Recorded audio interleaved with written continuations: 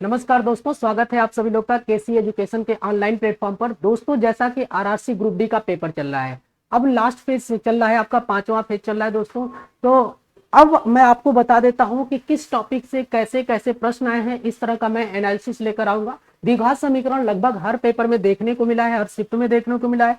तो मैं आज आपसे डिस्कस करने वाला हूं कि द्विघात समीकरण से किस तरीके के प्रश्न आए। बहुत सारे स्टूडेंट ऐसे होंगे जो अपने टाइम पे द्विघात समीकरण नहीं पढ़े होंगे, तो उनको कठिन लगता होगा। लेकिन दोस्तों, ये 5 से 7 क्वेश्चन आपके सामने होंगे। ठीक है, मैं आपको बता देता हूं इन क्वेश्चंस के माध्यम से कि कैसे कैसे क्वेश्चंस आए हैं एग्जाम के अंदर। तो आप इस वीडियो को लास्ट तक जरूर देखिएगा और आप इन सारे क्वेश्चन को सॉल्व करके जाइएगा। डेफिनेटली आपको एग्जाम में फायदा मिलने वाला है। तो आइए शुरू करते हैं दोस्तों। पहला क्वेश्चन देखिए, स्क्रीन पर है आपके सामने। पहला क्वेश्चन क्या कर रहा है कि X square minus 3x plus के इज इक्वल टू 0 है और एक मूल आपको -2 दिया, तो के का मान बताइए। दोस्तों, इस तरीके के क्वेश्चन भी खूब पूछे गए। तो आइए इसका सॉल्यूशन क्या होगा, इसका बेस्ट अप्रोच क्या हो सकता है। आपको पता है दोस्तों कि अगर समीकरण का, ठीक है, द्विघात समीकरण का एक मूल दिया हुआ है -2, तो इसमें रखेंगे तो इस समीकरण को ये संतुष्ट करेगा, सेटिस्फाइड करेगा। तो हमको क्या करना है, सिंपली इसका मान इसमें रख देना है x की जगह। ठीक है, तो x का मान -2 है तो -2 हो जाएगा, -2 का स्क्वायर और -3 और इंटू -2 हो जाएगा और प्लस के इज इक्वल टू क्या आ जाएगा, 0 आ जाएगा। अब देखिए यहां से आपको मिलेगा 4 मिल जाएगा और यहां से प्लस का 6 मिल जाएगा और प्लस के इज इक्वल टू क्या मिल जाएगा आपको, 0। तो के का मान यहां से 6 4 10 यानी -10 आ जाएगा दोस्तों। क्वेश्चन में आपसे पूछा था कि के का मान बताइए कितना होगा, तो ऑप्शन नंबर डी आपका बिल्कुल करेक्ट हो जाएगा। तो आप देख सकते हैं कि अगर इस तरीके का प्रश्न आएगा तो आपको एक मूल दिया है और अगर कोई वैल्यू आपको पूछ रहा है तो सीधे आप उसमें वैल्यू पुट कर दीजिए, आपका आंसर आ जाएगा। चलिए अगला क्वेश्चन देखिए, क्वेश्चन नंबर सेकंड देखिए। क्वेश्चन नंबर सेकंड में ये तो प्रश्न हर बार लगभग बहुत ज्यादा पूछा गया। ठीक है, कि आप इक्वेशन लिखिए, आपको मूलों का योगफल दे दिया या फिर दोनों मूल दे दिए या मूलों का गुणनफल और योगफल देने के बाद इक्वेशन पूछ लिया। तो मैं बार बार अपनी कई वीडियो में एनालिसिस में बताया था, ठीक है, कि यदि द्विघात समीकरण के मूलों का योगफल दिया है 8 और मूलों का गुणनफल कितना दिया है 8, तो वह समीकरण क्या होगा। तो इसका स्टैंडर्ड क्या होता है, स्टैंडर्ड इक्वेशन होता है ये X square minus alpha plus beta यानी मूलों का योगफल into X plus alpha into beta is equal to क्या होता है दोस्तों, 0 होता है। मैंने आपको कितनी बार यह इक्वेशन लिखा है, ठीक है, पिछली वीडियो आप उठाकर देखिएगा और हर बार हर शिफ्ट में यह क्वेश्चन देखने को मिला है।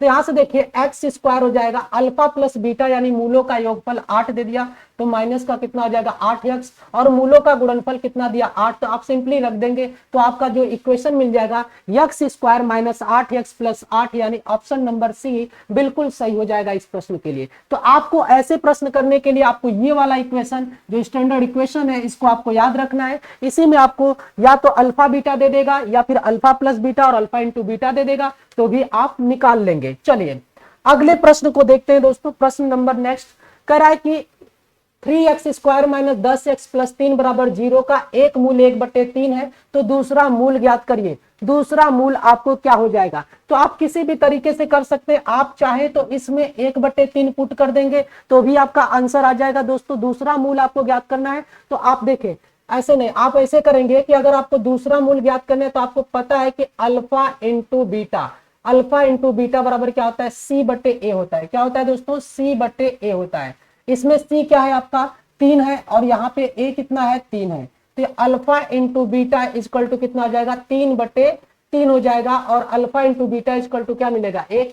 इनमें से एक मूल 1/3 दिया है तो यहाँ पे किसी एक की जगह 1/3 रख दीजिए। हमने मान लिया कि बीटा इक्वल टू 1/3 है, ठीक है, तो आपको मिल जाएगा अल्फा की वैल्यू कितनी आ जाएगी 3 आ जाएगी। तो सिंपली इस प्रश्न का आंसर जो हो जाएगा दोस्तों कितना हो जाएगा 3 हो जाएगा। इस प्रश्न का आंसर कितना आ जाएगा 3 आ जाएगा। चाहे तो आपको ये भी पता है कि alpha plus beta equal to क्या होता है -B/A होता है, ठीक है, इसमें भी आप रख के निकालेंगे तो आपका बिल्कुल आंसर आ जाएगा।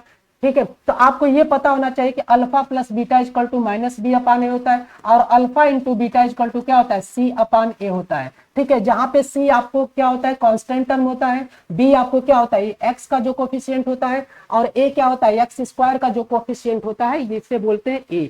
सब लोग बात समझ गए। चलिए अगले क्वेश्चन को देखते हैं हम लोग। क्वेश्चन नंबर नेक्स्ट, अगला क्वेश्चन करा है समीकरण ax square plus bx plus c बराबर 0 के मूल आपस में व्युत्क्रम होंगे तो इनमें से क्या सही है। दोस्तों खूब इस पैटर्न पे सवाल भी बने, ठीक है, तो इसको मैं आपको बता दे रहा हूं। सवाल अब जो भी इस पैटर्न पे बनेंगे आप इजिली कर लोगे, बिल्कुल आसान सा। अगर आप नहीं पढ़े हो तो आप बार बार गलत करोगे ऐसे क्वेश्चन। तो देखिए ध्यान से दोस्तों, मैंने इसमें क्या, इस क्वेश्चन में क्या कहा कि इनके मूल जो है व्युत्क्रम है। तो व्युत्क्रम का मतलब क्या होता है दोस्तों, अगर एक अल्फा है तो दूसरा 1/अल्फा हो जाएगा, इसका मतलब ये व्युत्क्रम का मतलब ये हो गया, ठीक है। कि कह रहा है कि मूल आपस में क्या है, व्युत्क्रम है, तो एक अल्फा होगा तो दूसरा 1/अल्फा होगा। तो आपको ये पता है कि alpha into beta equal to क्या होता है, C/A होता है।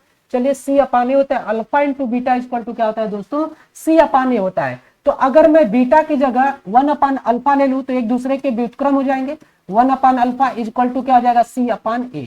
अब देखिए अल्फा से अल्फा कट जाएगा, इसको आप क्या लिख सकते हैं, इसको आप लिख सकते हैं C/A। यानी अब कभी भी आपको इस तरीके का सवाल पूछेगा तो अगर ये जो कांस्टेंट टर्म है, ठीक है, और जो एक्स स्क्वायर का कोफिशिएंट है, ये कभी भी अगर आपको बराबर दिख गया तो इसका मतलब क्या है कि इनके मूल जो है आपस में क्या है, व्युत्क्रम है। इनके मूल जो है आपस में क्या है, व्युत्क्रम है, ठीक है। तो ये आपको ध्यान रखना है। तो इसमें से आपका जो सही जवाब हो जाएगा बिल्कुल सी ऑप्शन बिल्कुल करेक्ट हो जाएगा दोस्तों। तो उम्मीद करते हैं कि यह बात आप समझ सकते हैं। जब कभी भी आपको ए और सी बराबर दिखे तो आप आंख मूंद कर बोल दीजिएगा कि इसके मूल क्या है, आपस में व्युत्क्रम है। कभी कभी इस तरह से स्टेटमेंट के फॉर्म में दे देगा कि बताइए इनके मूलों का नेचर क्या है, ठीक है।